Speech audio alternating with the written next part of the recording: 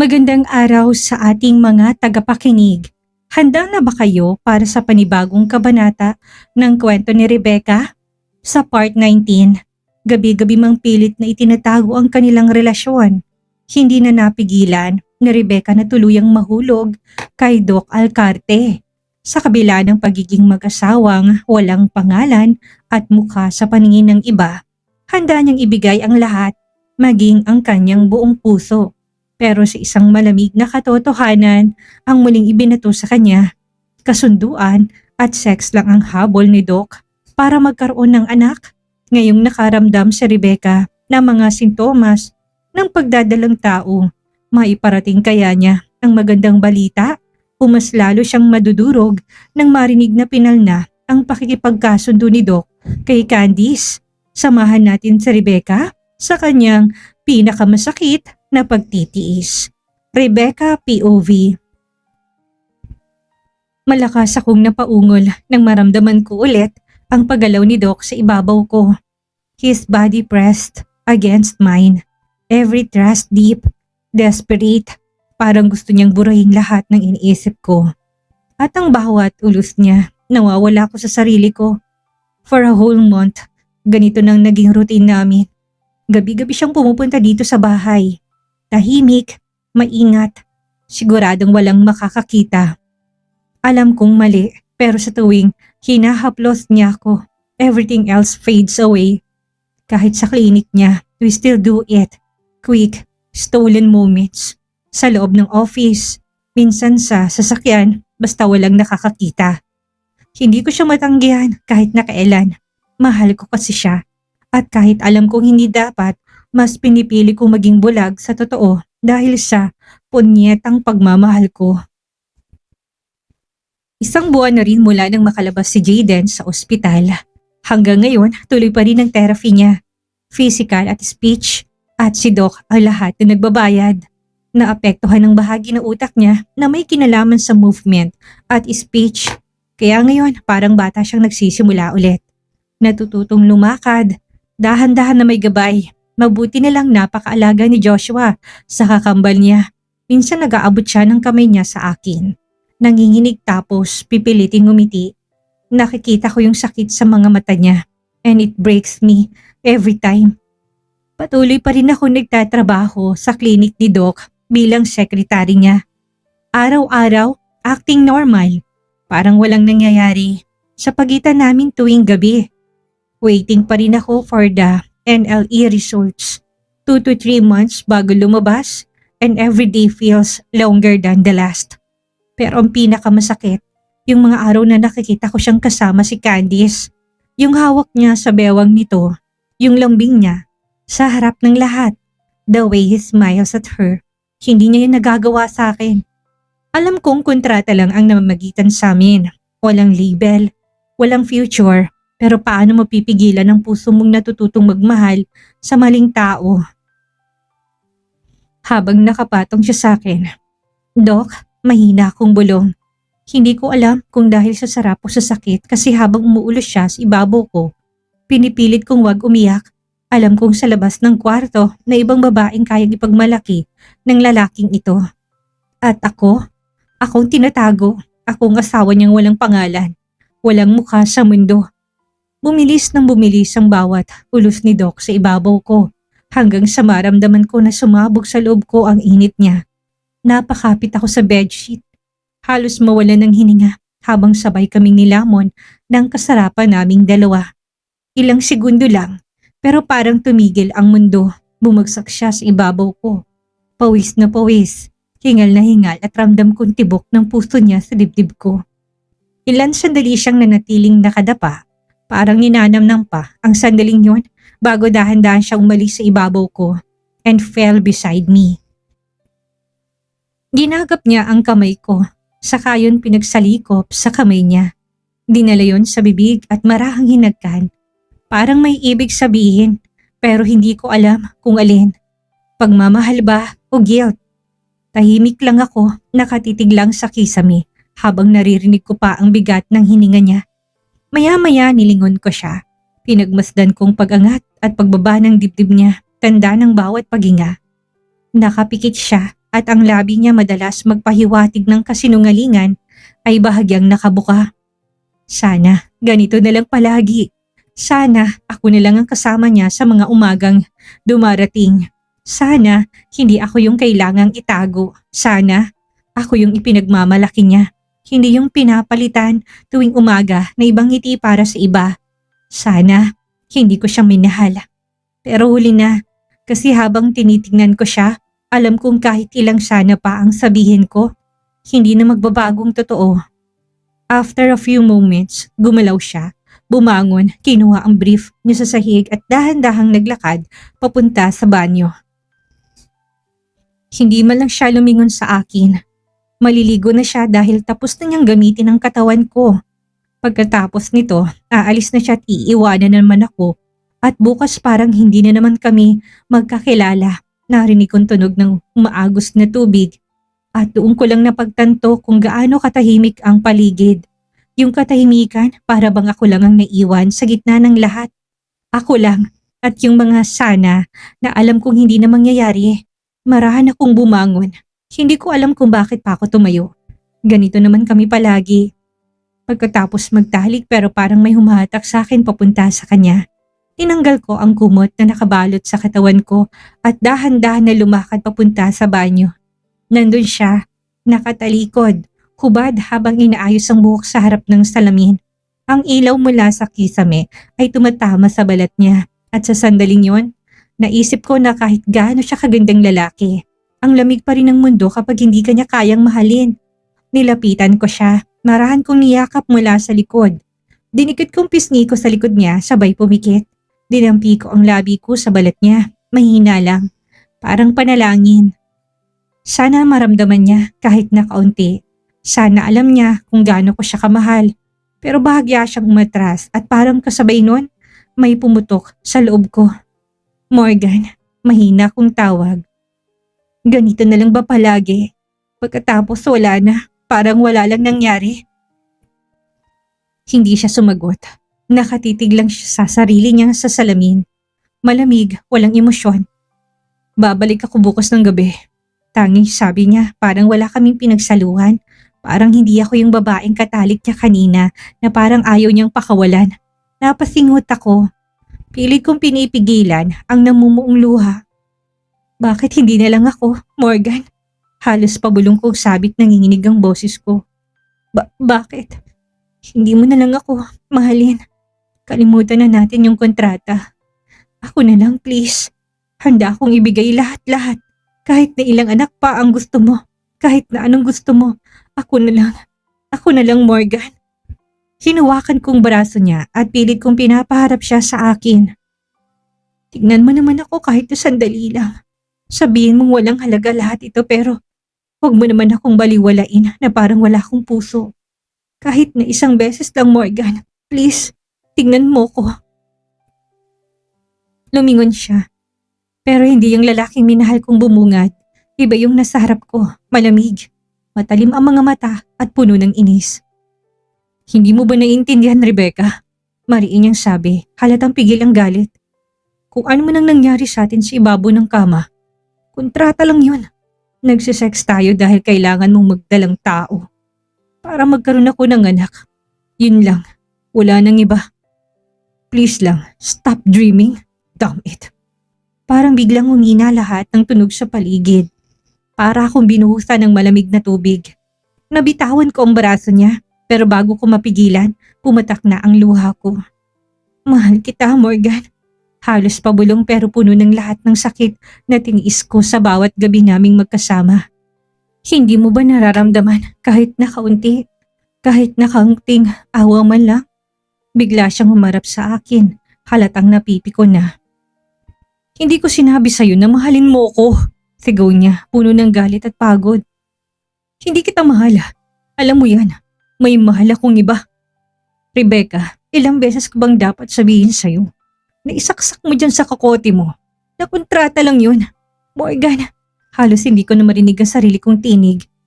Kahit na sandali lang, pakinggan mo yung puso ko.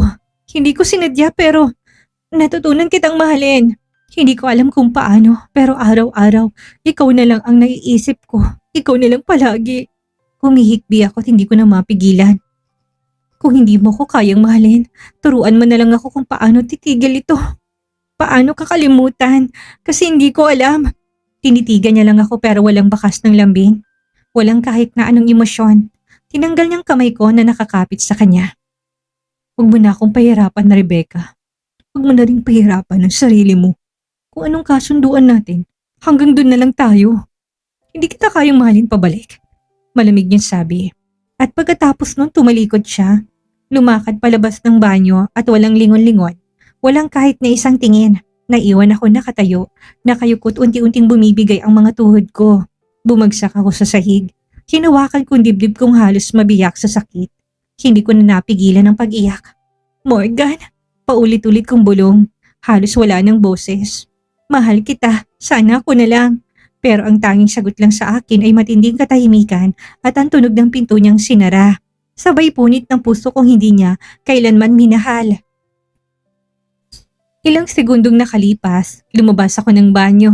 Nakatayo siya sa harap ng salamin, suot ang puting polo na may ilang botones pa lang na nakasara. His movements were sharp, parang sinasadya tila laging may hinahabol. Tahimik lang akong tumayo sa tabi, pinupunasan ng buhok ko ng tuwalya habang pinapanood siyang isuot ang relo sa pulso. Maya-maya'y nilapag siya sa ibabaw ng side table. Isang black card. Allowance. Malamig niyang sabi. Para hindi mo na kailangan humingi ng cash. Gamitin mo yan sa mga personal mong gastos. Buy whatever you want. Parang may kumurot sa dibdib ko. Hindi ko alam kung matutuwa ba ako o maiinis. Parang binabayaran lang ako para manatiling tahimik. O baka para manatiling sa kanya. Salamat. Mahina akong tugon. Tumalikod siya. Ngayon ay nakatingin na diretso sa akin. Matalim ang titig niya. Parang binabasa kung anong nasa isip ko. Wala pa bang nabubuo sa tiyan mo? Tanong niya't biglang parang naiinip. Halos napahinto ako sa paghinga. Ha? Wala pa. Ulit niya, mas mababang boses ngayon. Pero ramdam ko mainit ang tensyon sa paligid. Rebecca, I'm getting tired of waiting. Gusto ko na ng anak. You know what's supposed to happen. Hindi ako kagad nakasagot. Ramdam kong bigat ng bawat salita niya. Parang tinatamaan ng puso ko ng diretso. Wala pa. Mahinang sagot ko. Masyado pa sigurong maaga. Bahagya siyang napailing. Kita kong pagkadismaya sa mukha niya at parang may mali akong nagawa. You should start being more observant, Anya. Kapag may naramdaman ka, kahit na konting pagbabago, tell me right away. Naintindihan mo ba? Tumangulang ako. Yes, Doc. Lumapit siya ng bahagya at tumigil sa harap ko. For a moment, akala ko may sasabihin siyang iba pero humugot lang siya ng malalim na hininga. Kinuha ang jacket at kinuha ang susi sa mesa. I will be back tomorrow. Same time. Okay. At bago pa ako makasagot ng buo, tumalikod na siya. Narinig kong pagbagsak ng pinto ng dahan-dahan niyang isinarayon. Pero sa tenga ko, isang malakas na hampasyon ng katotohanan na hanggang ngayon hindi siya bumabalik dahil gusto ako, kundi dahil gusto niyang magkaanak. Naiwan ako na nakatingin sa black card sa mesa. Maliit lang yun, pero ang bigat ng kahulugan ay parang bato sa dibdib ko. Allowance siya. Parang gusto kong itanong kung may pressure rin ba kasama ang puso ko. Nang mawala siya, naupo ako sa gilid ng kama habang nakatitig pa rin sa black card. Tahimik ang buong silid, pero parang ang ingay ng tibok ng puso ko. Mabigat, mabagal, puno ng sakit. Unti-unti akong napaluha habang tinititigan ko yon. Ang kinang ng card sa ilaw, parang nanunukso. May pera pa akong natira, galing sa kanya rin.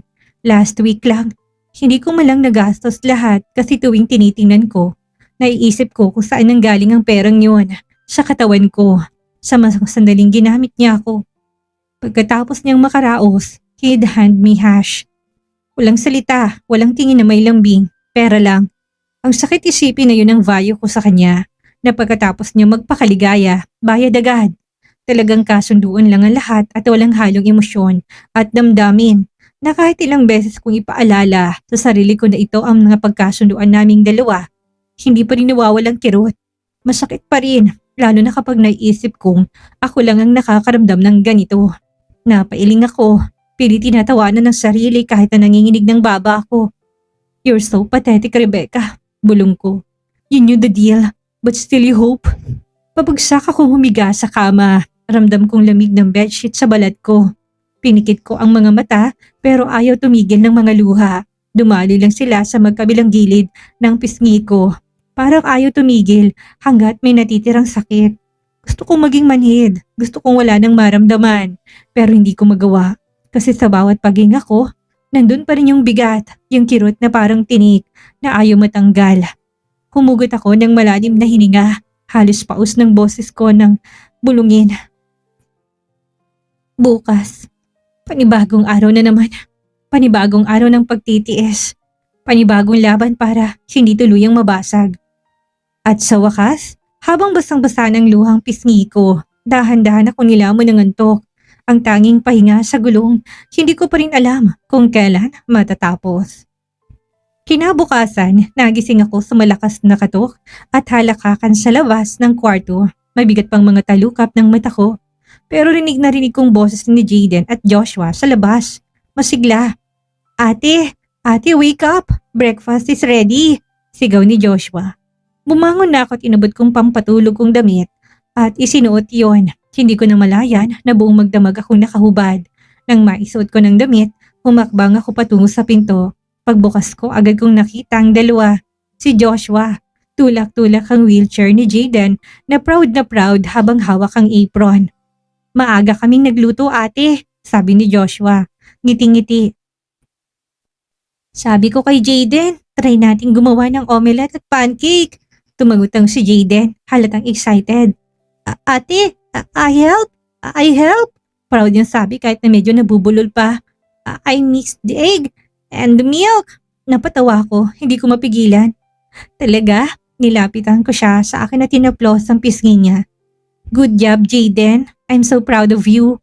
Tumawa siya sa sandaling yun para kung tinamaan ng kakaibang ginhawa. Seeing him like this, alive, smiling, full of life, parang lahat ng sakripisyong ginawa ko, lahat ng sakit na tiniis ko, biglang naging worth it. I gave up everything for Jaden. My freedom, my peace, even myself. But looking at him now, I do it all over again. Pero bago pa man ako makalabas sa pinto, biglang sumakit ang ulo ko. Parang umikat ang buong paligid at sa isang iglap ng labong paningin ko. Agad ako napasandal sa dingding. Ate! Rinig kong tawag ni Jaden. Pero parang malayong tunog sa pandinig ko. Humawak ako sa ulo ko, pilit pinapakalmang sarili. I'm fine, just dizzy, bulong ko. Pero hindi totoo, ang bigat ng pakaramdam ko. Parang may kumukulong hangin sa loob ng tiyan ko. Bago ko pa man maintindihan, bigla akong napatakbo papunta sa banyo. Tutok ang bibig. Paglapit ko sa bowl, halos sumabog ang lahat ng laman ng sikmura ko. Sumuka ako ng sunod-sunod, halos hindi makahinga. Nanlambot ang tuhod ko hanggang sa mapalhod ako sa sahig. Naramdaman ko na lumapit si Joshua, hinaplos ang likod ko. Ate Rebecca, okay ka lang? May halong pag-aalala sa boses niya. Tumango ako kahit na nanginginig. Yeah, I just feel sick. Pero habang nakasubsob ako sa bowl, hindi ko mapigilang mapaisip. This can't be just dizziness. May kakaiba, may something hindi ko pa kayang sabihin ng buo, pero nararamdaman ko na. At habang pinupunasan ni Joshua ang pahawisan ko, tumingin ako sa salamin sa tapat. Maputla ang mukha ko, pero sa ilalim ng takot, may maliit na kirot ng pag-asa na ayaw kong paniwalaan. Could it be? Kinakabahan pa rin ako habang inaabot kong tuwalya sa towel rack at pinagpahid sa bibig ko at lumabas ako ng banyo. My heart was racing, hindi dahil sa hilo, kung hindi sa excitement. Gusto kong tawagan si Doc, gusto kong sabihin sa kanyang hinala ko. What if? What if I'm finally pregnant? What if this is it? The child he's been waiting for. Huminga ako ng malalim at dinampot ang cellphone sa kama ko. Nanginginig pang daliri ko habang pinipindot ang number niya. Ilang ring pa lang, napangiti na ako sa tuwa, parang naririnig ko na kaagad ang boses niya. Yes, Rebecca. Kalma pero lagi may halong authority, pero may ibang boses na sumagot. Hello? Natigilan ako, babae. Pamilyar pero hindi ko kaagad ma-figure out kung kaninong tinig. This is Candice. Dr. Arcarte fiancé? Dagdag pa niyo na halos dinin ng salitang fiancé. Who is this please? Parang may kumurot sa dibdib ko. Candice, the name alone was enough to drain the warmth from my body. Hindi ko na natapos at bago pa ako makapag-isip kung magpapakilala ba ako, narinig kong boses ni Doc. Hindi sa phone, kundi sa background, malinaw at malapit. Sweetheart, can you hand me the towel? Napatigil ako. Sumunod ang boses ni Candice. Malabing at parang sanay na sanay. It's right here. Oh, and by the way, my parents will be at the hospital later. They'll talk to your dad about finalizing the engagement. This time you can't postpone it anymore. Parang nabingi ako. Hindi ko na halos marinig ang sumunod na sinabi ni Morgan. Pero nang bumalik ang tinig niya, mahina't may halong pagod. Yeah, I know. I'm sorry for always postponing it. I just had too much on my plate lately. Hindi ko alam kung bakit ako nanatiling nakatayo, hawak ang cellphone na parang biglang naging mabigat. My lips trembled and I didn't even realize I was crying until a tear dropped onto my hand. Alam mo kung saan ka dapat lumugar, Rebecca. Dahan-dahan kong binaba ang tawag. Wala na akong lakas para makinig pa. The phone slipped from my hand and fell on the bed, but I didn't bother picking it up. Nakatitig lang ako sa kisame. Tumaas ang kamay ko, tinawakan ng tiyan ko. Kung totoo man ang hinala ko, kung may bata nga sa loob ko, paano ko sasabihin? Pero kailangan niyang malaman. Napapikit ako at isang mahinang bulo ang nakawala sa labi ko. Congratulations, Doc. You're finally getting what you want. Isang napakalaking baligtad ng tadhana. Ang magandang balitang matagal nang hinihintay ni Doc Morgan ay dumating sa sandaling marinig na Rebecca ang pinal na kasal nito kay Candice. Hanggang saan pa kaya kakayanin ni Rebecca ang maging pagtatago ng sanggol at lihim na lalaking minamahal niya? Paano kaya tatanggapin ni Doc Morgan ang balitang ito? Iwan yung saloobin at komento sa ibaba. Maraming salamat sa pakikinig at huwag kalimutang mag-like, mag-share at mag-subscribe para sa susunod na kabanata. Hanggang sa muli!